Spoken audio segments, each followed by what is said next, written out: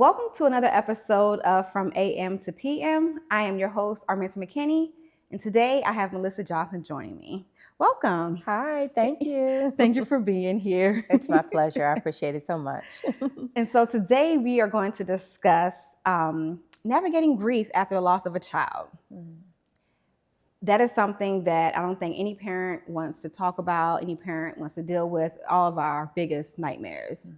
Can you tell us a little bit about yourself, your story, and what happened to your son? Sure. So again, thank you so much for having me on and getting an opportunity to share a little bit of my story. And so my son is Timothy McCree Johnson, and Timothy was killed on February the 22nd, 2023 in Fairfax County, Virginia. And Timothy was my oldest son and oldest child and only son. And unfortunately, he was killed by a Fairfax County police officer at the time for allegedly stealing sunglasses from Tysons Corner Mall. And so, 2.5 years out now, it has truly just been a journey navigating grief, a different kind of grief. Yeah. And this type of grief, I think losing a child, period, is devastating. But to the hands of a police officer over something as small as stealing a pair of sunglasses and ending up in his death. Yeah. How did that add to things for you? I think initially, even though I had experience with grief, like I had lost my mother, my father, a sister, brother, but when the news broke on the local news channel, the police department has this template to try to villainize the person, and so it was like I had my grief in one hand, but then also went in mama bear protective mode in the other hand, because the person who shot and killed him, he didn't know anything about him other than the color of his skin and that he had been accused of, taking some sunglasses out of the store. And why did something like that had to end in his death? Was that how you found out? Well, I got a knock on the door about 2 or 3 o'clock in the morning. Okay. And actually it was two Fairfax County detectives and a Prince George's County police officer, because since I reside in Prince George's County, they were actually doing a positive identification and a death notification at the same time. And so I really didn't know all the particulars, but couldn't get back to sleep. And then when I turned on the news in the morning, it was just blasted all over the 5 a.m., 6 a.m. news. And you are talking about this, of course, as the perspective of his mother. Yes. But there are other people directly involved with him that were affected by this as well. Absolutely. How was the process for them? I know you can't fully speak for them, but, I don't even know. That's a broad question, to be honest. My son has 3 children, and so the impact of his children now not having their dad, and then I have 2 other daughters, and then he has a half-sister. His grandmother is still on his father, and so the whole family, was impacted in ways that I'm sure I probably can't even articulate. But what I do know is that we were immediately surrounded by community. We were immediately surrounded by family and friends, but then because it was police violence, there were local organizations that reached out and rallied around us to help us march and protest for accountability in Fairfax County. It was definitely a grassroots effort. So.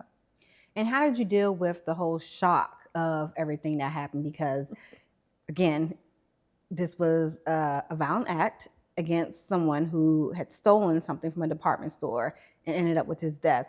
How do you think that shaped or affected the way you dealt with grieving over his life? So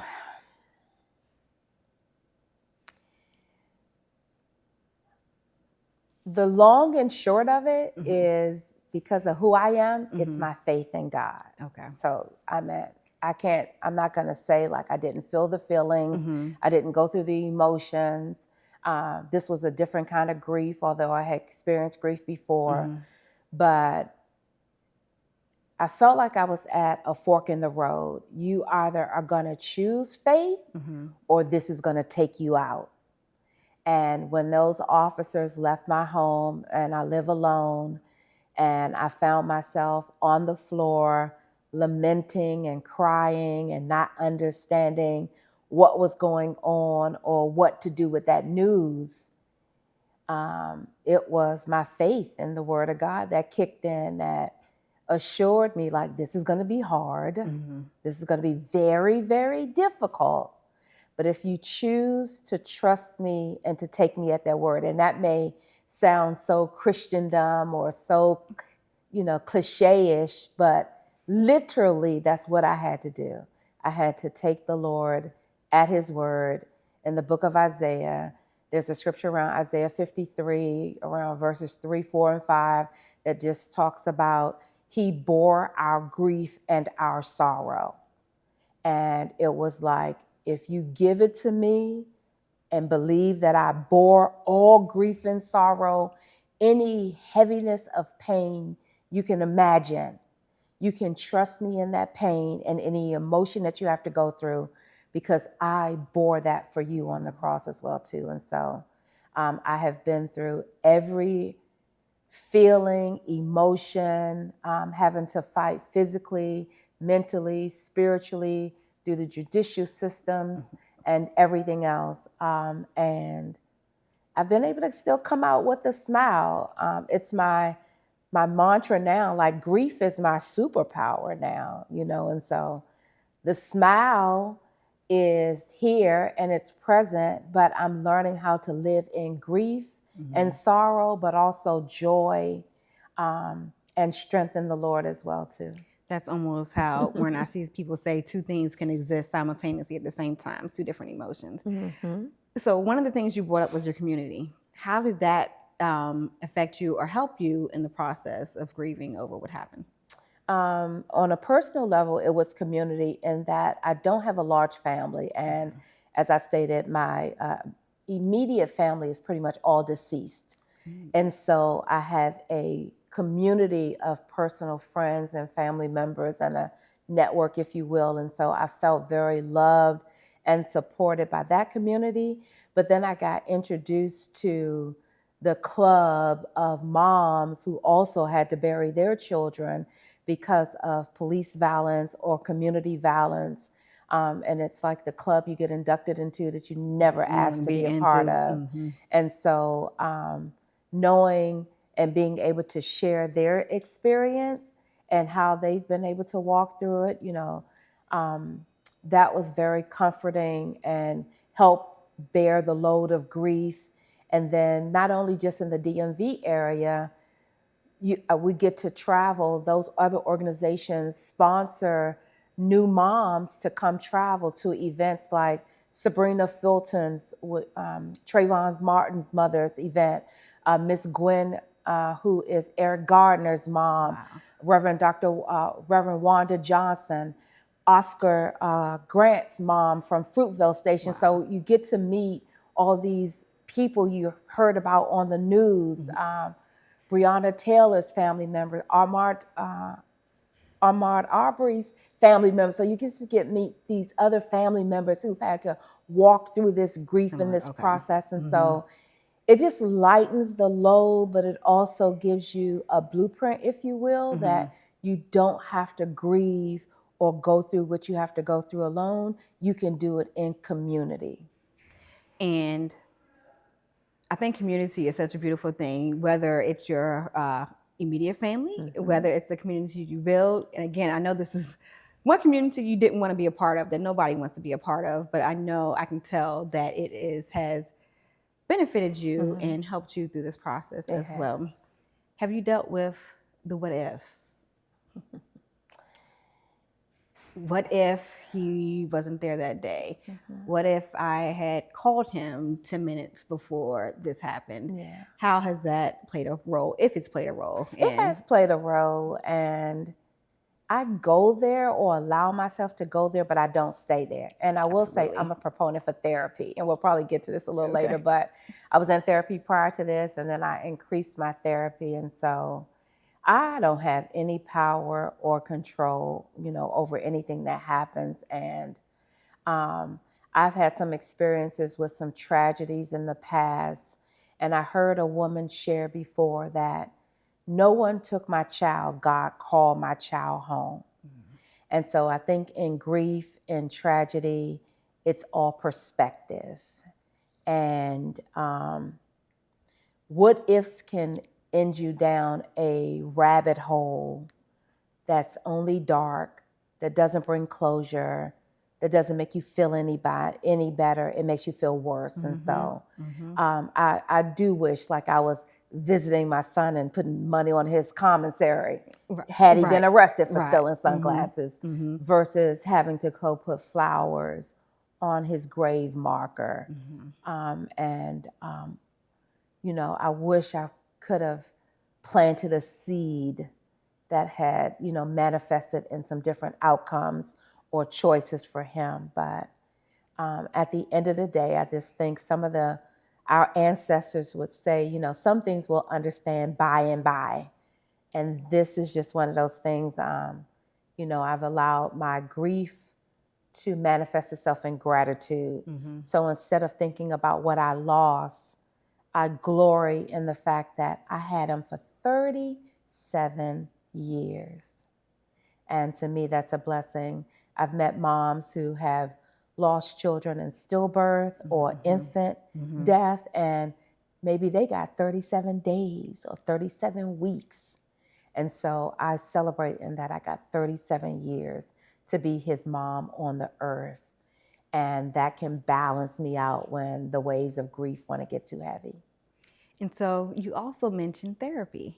How has therapy been a help to you in grieving and getting through this process? Therapy prior to this incident helped me clear away like some of the family of origin trauma or just lifing kind of things, just being a woman, being a Black woman, being a divorcee, and going through menopause, and just like all of the things that happen that at some point we need to, I think, sit through and compartmentalize and see how to tuck this away, how to heal from this, how to handle this. And so my experience with therapy prior to February the 22nd of 2023, I believe looking back now, gave me the capacity of faith to deal with what life showed up knocking on my door with. It helped me manage the seat of my emotions. It helped me just have the capacity to have the faith to believe God that if God brought this to my door, he'll give me the strength to go through what I had to go through. And my therapist and doing the work, the internal work, helped me get to or navigate grief, I think, to be able to sit here with you today. And talk about it. Exactly. Yeah. So what have you done since this has happened I know you're doing a lot. So what have you done to help other people out or to spread the word about violence by the hands of police and deaths by a police officer? What have you done in the community since then? So I've partnered and I participate with two local organizations. One is called the Coalition of Concerned Mothers. That's run by a board of 4 beautiful moms in the DMV area. And they really help to galvanize the local moms to get advocacy and court support. They sponsor annual events. They help to coordinate for the other national organizations that want to invite moms from the DMV. And so I make sure I stay close to them and engage with them. And then it's another local organization called Harriet's Wildest Dreams. That's run by a young lady by the name of Nini. I can't think of what her last name is, but they really get out there and do advocacy and grassroots protest, march, and all of that. So I've attended several of their events as well too. And then the other thing is just like education. There are just so many things like I did not know, police have qualified immunity. And some states are now changing the laws around qualified immunity, and why a lot of times we hear on the news that police get off and don't get charged because they just get automatic qualified immunity. And just kind of learning about what are some of the ways that I can get involved or I can be more educated. Everybody can't get out there and just start a foundation or lobby Congress or their state legislator to get policies or police policies changed. And so I know that since February the 22nd of 2023, Fairfax County has some studies, but they did not have a foot pursuit policy. And so now they do have a foot pursuit policy in place. It's not named after my son, but I know that some policies were changed or put on the books as a result of, this foot pursuit that did not have to end in wrongful death. And how does it affect you now after what's happened, dealing with police now in the present time? Because we know there are a lot of corrupt police officers, but we know there are also a lot of good police officers. So how does it affect you in your day-to-day life, seeing police out there or dealing with a police officer? Right. So I may be a unicorn, however, I don't have a problem with the police, you know what I mean? And I know that's not everybody's stories. I know families don't get closure. I know families are not treated fair or equitably in the judicial system. And they've been subject to hostility and injustices, but I don't know. I just try to keep my hands and my heart as pure and clean as I can. And this was the actions of one rogue police officer. And this was not Black Lives Matter or a national incident. This was my son, Timothy McCree Johnson, and the actions of one rogue officer. And so I kind of keep it that simple. And it just helps me. I'm not mad at the police. I'm not mad at the officer. Like, I've forgiven the officer, even when he hasn't asked to be forgiven, and I don't know, the way my God works with me, like, it's a song out that says now, like, God don't play about me. Like, God just don't play about me. Like, there was a time when they were getting ready to release the body-worn camera footage. And I had saw the footage the day before, and I had all this anxiety, about, because people have comments, he shouldn't have been stealing, he shouldn't have ran from the police and all that. And I just had all this anxiety about now the footage being released. And my centering place is down North Beach, down Chesapeake Beach. And so I went down there to the water one afternoon, and I just released my voice in the atmosphere, and I prayed. And then after I got finished, I saw two sheriffs walking on the boardwalk down there. And, my intuition got to flip in, and I wanted to say something to them, and they walked by, but I just it just troubled me some. And as you would have it, they end up coming back up the pier. And so I went over to them, and I introduced myself to them, and I told them who I was, and I told them I just wanted to speak my truth to power, if you will, to just let them know, like, I appreciate them. They put their lives on their life on the lines every day, and that this was not about like a black or a white thing, or I'm mad at all police, but and it was just so beautiful that day on the pier. This Black mother talking to two white sheriffs, one female, one male. I just looked at it, God the Father, Son, and Holy Ghost, and we embraced each other and fought back tears. And it was just beautiful. And to me, that was just like an amends to cancel out the negative narrative that every situation should be handled the exact same way. Some people might have a right to be angry, and I can't take away their right to be angry. Mm-hmm. But then I also have a right to seek peace and amends and reconciliations in the way that makes me feel okay at the end of the day. So I think that is such a powerful action on your part. I think that's such a powerful statement. I think there are so many people who will categorize all police officers in the same category because we see so many different acts of violence against people every day, against police officers, while forgetting there are some, as you said, who put their lives on the line every day for our safety, who actually mean nothing but the very best for us, who love their jobs. I know them personally, but I've also been pulled over by a police officer that I still have PTSD from this day every time I see a light go off, because I'll never forget getting pulled over and being harassed by an officer over not putting on a blinker when I switched lanes.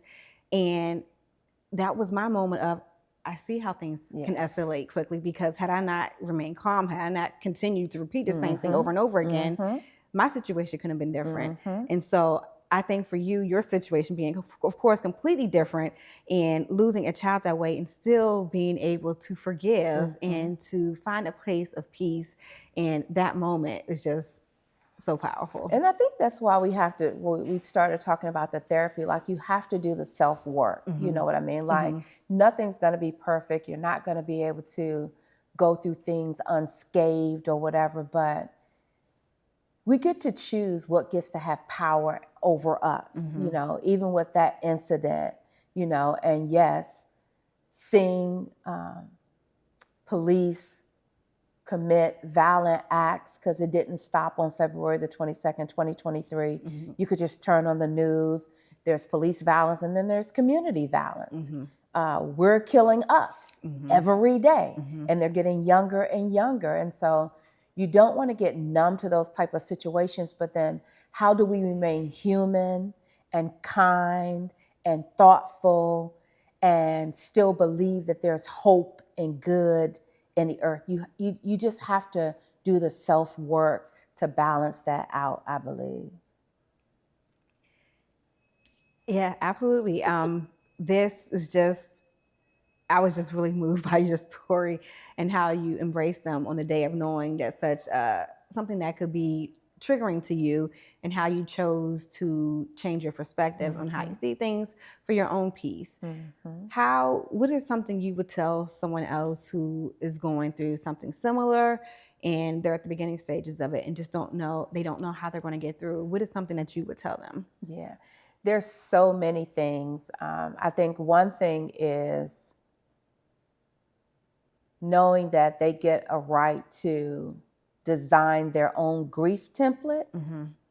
Like even the popular Kugler model, 5 stages of grief, is not exhaustive. Is, you know, that work that's out there about anger, denial, and bargaining, and the 5 stages was research for people who were ill and dying. It was not people who were not, you know, about to die because they had gotten a diagnosis, and, you know, and so that model of grief is not, and those 5 expressions of emotions are not the only thing you're going to experience. And so I would just say the first thing is you get to design your own template of grief. The second thing I would say is allow people around you to help you. You don't have to do this alone. Go to therapy, check your faith, you know. Another thing I would say is don't be too quick to rush pain away. I don't know, therapy has taught me that pain does not come to hurt us or to harm me. Pain is just a beautiful teacher. She comes to give us a lesson. But instantly, as soon as we feel pain, we want to shoo her away. We want to take something to numb the pain, you know, and you can find so many people who are grieving on drugs, drinking alcohol, just trying to numb the pain. And so I would say, pay attention to the cues that your body is giving you. Grief has to come out, and it's going to come out in physical manifestation. It's going to come out in addictions. It's going to come out in depression, and so pay attention to your body cues, and do something about it, And so I just find that a lot of people,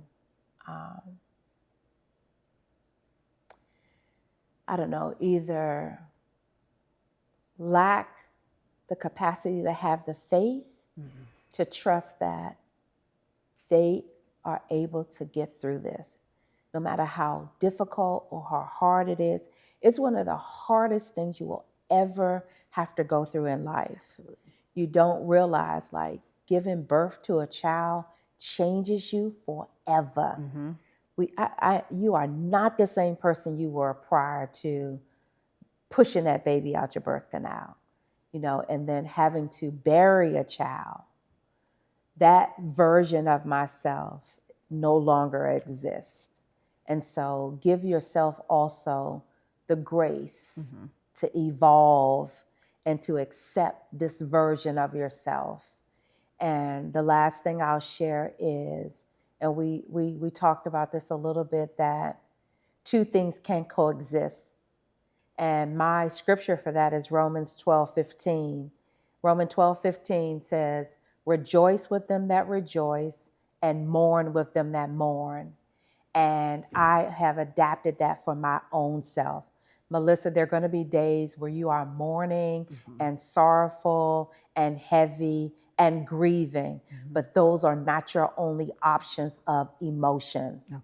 You can also rejoice and remember and smile and know that one day, according to your belief system, you'll be reunited with your loved one again. And so don't allow grief to make your box so small that you think you don't have options to make it out. I love it. And so it's a good perspective. I love that you, to summarize what we talked about a little bit, I love a lot of it is about perspective. You have a choice every day on how you're going to look at things, how you're going to look at your situation, how you're going to interpret your situation, how you're going to interpret your feelings, how you're going to decide what you want to do that day, how you're going to get through that day. And a lot is your perspective. And because of your faith, you're able to choose to believe and feel and know that you're going to get through, even though it's going to be hard some days. It's going to be indescribable pain that you don't know how you're going to get through, but you know that you will get through. And I always like to end the conversation with, if I knew then what I know now, how would you fill that in? I don't know if I can answer that question, or to be honest.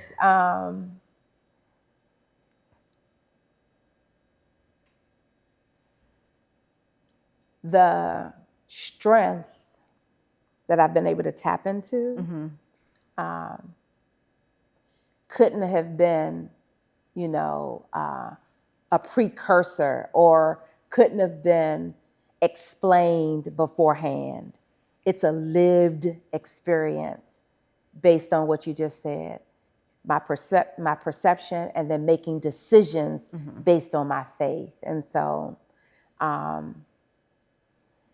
I guess maybe the only thing that comes to mind, if I knew my son would only be on earth for 37 years, I would have loved him more, loved him deeper.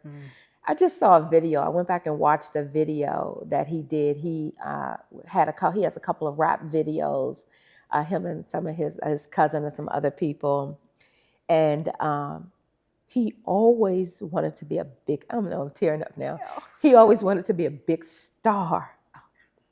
And I wish I could have fueled that light some kind of way, that he could have manifested to be the big light and star and personality that he wanted to be. So handsome, so talented, the personality, like he wouldn't hurt a fly. And he just had the biggest personality. And so if not for me, I wish he could have experienced the big light that he was. You know, he wanted that for himself. And then I'm just going to believe that what he could not do in his life, he'll get a chance to do in his death through his children. Now I have to give you a hug. Thank you. It's okay. Yeah. I'm okay. Happy to. Yeah, I just had that thought about him when I watched those videos of him rapping. I probably seen him before and didn't pay attention, but I wish he could have been the big star that he wanted to be, you know, and maybe that zeal, you know, that he had, you know, because somewhere he knew he didn't have long. And so, you know, if you have children and they're just big, like, don't damper their dreams, you know, let them be as big as they want to be, you know, let them try and fail as many times as they need to. Well, thank you. You're welcome. Thank you for sharing. I know this was a difficult topic to discuss, and I appreciate your time and for being here with me today to discuss this. There's more questions I want to ask, but we're going to save that for another episode. But for today, thank you. And you're doing a lot, though. You're doing a lot in the community because I guess as part of your process of helping you to get through this and to keep his name going and alive and well. If people wanted to get in touch with you, how can they find you? So my website and my ministry is mjmglobal.org, and that stands for Melissa Johnson Ministries, but it's just MJM Global. And so I have gone through getting my certification to be a grief and loss counselor, and also last year released a book called Life After Grief. It's a 30-day devotional for anyone who is the bereaved. That's available on Amazon and on my website, mjmglobal.org. We also partner with an organization called Center for Grief and Wholeness. And myself and one of my mentors, Dr. Mary, we go out in the community to offer grief workshops.